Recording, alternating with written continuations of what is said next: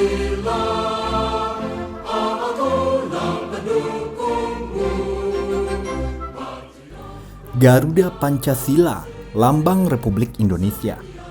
Namun tahukah jika Garuda Pancasila dirancang oleh bekas perwira Kenil, yang juga seorang sultan di Kesultanan Pontianak bernama Syarif Abdul Hamid Al-Qadri atau Sultan Hamid II.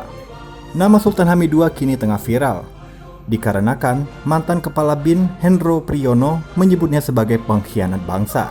Ia mengatakan hal tersebut lantaran banyak kabar di medsos terkait pengusulan Sultan Hamid II sebagai pahlawan nasional. Mengapa Hendro Priyono mengatakan Sultan Hamid II sebagai pengkhianat? Apakah itu yang menyebabkan Sultan Hamid II jarang disebut namanya dalam sejarah?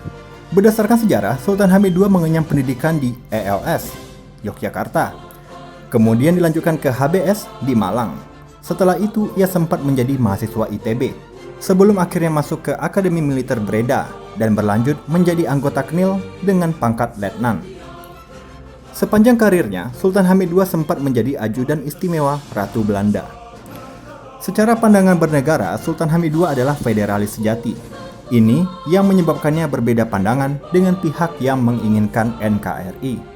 Keistimewaan yang ia dapatkan serta latar belakang lingkungan menyebabkannya lebih dekat dengan pemerintahan kolonial ketimbang republik. Karena itu, saat KMB tahun 1949, ia menjadi perwakilan BFO, sebuah forum negara federal bekas wilayah Hindia Belanda. Sebagai perwakilan dari BFO yang telah menjadi bagian dari RIS, tentunya Sultan Hamid II harus menjadi bagian dari pemerintahan. Selama pemerintahan RIS, Sultan Hamid II ditunjuk Presiden Soekarno sebagai Menteri Negara Zonder tanpa portofolio, dengan tugas merancang lambang negara. Akhirnya, lambang Garuda Pancasila lahir dan disetujui parlemen pada 11 Februari 1950. Sejak awal pembentukan RIS, Indonesia mengalami masa sulit. Banyak demonstrasi menuntut kembalinya NKRI. Sebagai perwira Kenil, Sultan Hamid II dekat dengan bekas tentara Kenil fenomenal, pimpinan pemberontakan APRA Raymond Westerling.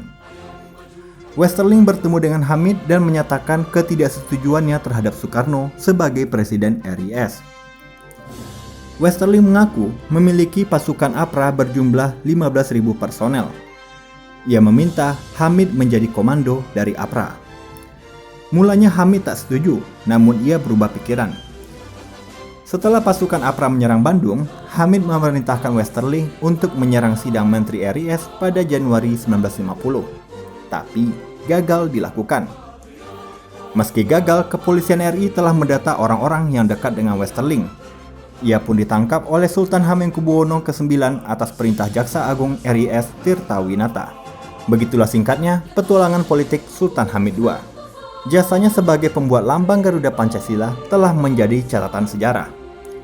Namun, keinginannya yang tak inginkan NKRI, kedekatan dengan Belanda hingga rencana kudeta, kemungkinan menjadi alasan Hendro Priyono menyebutnya sebagai pengkhianat dan tak pantas menjadi pahlawan nasional.